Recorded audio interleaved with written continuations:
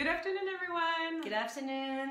Aujourd'hui, on voudrait partager avec vous quelques idées sur l'unité que nous avons co-rédigée ensemble dans le nouveau manuel Shine Bright LLCE-AMC de chez Nathan, qui s'intitule Black Lives Matter. Voilà, alors Black Lives Matter, évidemment, ça vous évoque forcément quelque chose. C'est un sujet d'actualité, hein, n'est-ce pas? Tout à fait. Et puis c'est très demandé aussi par nos élèves qui sont vraiment intéressés par le sujet. Voilà, donc ça a été un petit peu tout l'enjeu et c'est ce qu'on va essayer de vous présenter maintenant, hein, de cette unité-là, avec une tâche finale qui débouche sur un discours à faire par les élèves. Hein. Un discours engagé pour défendre justement et essayer de comprendre le problème lié à BLM. Ouais. Puisqu'on est... c'est ce que j'allais dire. Alors, on est dans l'axe représentation, faire entendre sa voix. Voilà, participation et représentation dans la classe de première. Tout à fait. Donc l'objectif de cette unité-là, c'est de redonner les bases aux élèves, comprendre les origines de ce mouvement, mais surtout montrer comment il est au cœur de l'actualité. Et pour ça, je crois qu'il y a une figure, toi, qui a retenu ton attention et on sait que ça plaira aux élèves. Alors exactement. Alors je suis partie sur Colin Kaepernick, évidemment, tout le monde connaît, ce fameux athlète qui a refusé de se tenir debout pendant l'hymne national et dont on a entendu énormément parler en 2016. Mais ce qui est d'autant plus intéressant, c'est pas 2016 en fait, c'est 2020 lorsque la NFL a présenté des excuses officielles auprès de ce footballeur, justement après l'épisode George Floyd.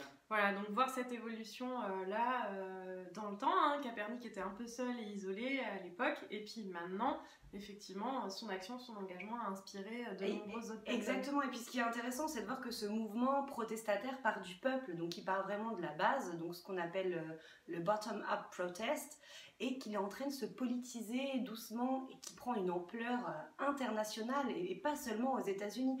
On a vu justement des protestations virtuelles via Instagram. Oui, vous retrouverez dans notre unité plusieurs documents et notamment un document sur ce qu'on appelle virtual protesting avec de nombreux hashtags qui ont été créés, notamment par les artistes pour à la fois rendre hommage à George Floyd, mais aussi défendre ces valeurs de tolérance, de fin à la discrimination à travers les arts, notamment sur Instagram. Et cette protestation aussi se retrouve à travers tous les murals qu'on a vu fleurir comme ça d'un coup, et pas seulement dans le pays. On avait évoqué la Syrie ensemble. Oui, tout à fait. Il y a eu de nombreux artistes partout dans le monde entier qui se sont emparés en fait, de l'événement George Floyd pour faire passer des messages. Et en Syrie, effectivement, on a eu un hommage à George Floyd. Alors dans l'unité aussi, ce qui est intéressant, Linda, c'est ce sociologue Mr. Smith qui a décidé en fait de faire une carte, un mapping très précis de tous ces mouvements qui ont émergé comme ça d'un coup, et on se rend compte que ça a pris une ampleur terrible, que vraiment les gens protestent et veulent dénoncer ce racisme dit systémique, qui est vraiment un enjeu démocratique et dont on veut parler avec nos élèves parce que vraiment c'est un sujet d'actualité qui est très intéressant. Oui, et puis pour retrouver donc du coup voilà cette analyse du sociologue qui est tout à fait intéressante, et puis la carte numérique interactive, donc on voit effectivement tous ces petits points rouges émerger aux États-Unis, mais à l'échelle vraiment mondiale. Donc c'est vraiment un mouvement qui s'est développé de plus en plus. Et puis Linda aussi, alors moi c'était plutôt Kaepernick, et Linda a fait un focus sur John Lewis qui a traversé les siècles puisqu'on le connaissait en tant qu'engagé dans les Freedom Riders. Et elle a décidé d'en parler via BLM, et c'est vraiment très très intéressant. Oui, en fait, l'enjeu à la fois de cette unité-là, c'est ce qu'on dit, c'est que c'est à la fois un sujet qui est très intéressant, qu'on a envie de traiter, mais en même temps c'est très large, donc il fallait resserrer. Et nous, ce qu'on a voulu faire, en fait, c'est interroger la pérennité de ce mouvement.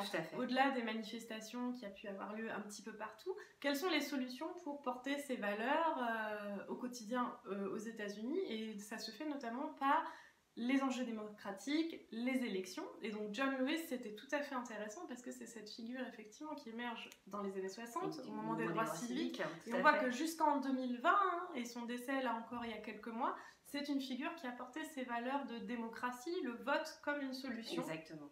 vers l'égalité, vers la fin des discriminations. Donc c'était important pour nous qu'il apparaisse dans notre unité, qui se termine aussi d'ailleurs sur les mots d'un essai extrêmement bien rédigé de Barack Obama, qui plaira aussi sans doute à vos élèves. J'en suis certaine. Et puis d'ailleurs, la tâche finale, il s'agit de faire donc un discours engagé pour essayer de représenter, faire porter sa voix et parler de BLM et de l'impact que ça a sur nous. Voilà. On espère que vraiment cette unité va vous plaire. Oui, voilà un petit aperçu de ce qu'on a voulu faire et profitez-en bien avec vos élèves. And shine bright, of course. Shine bright. Bye bye.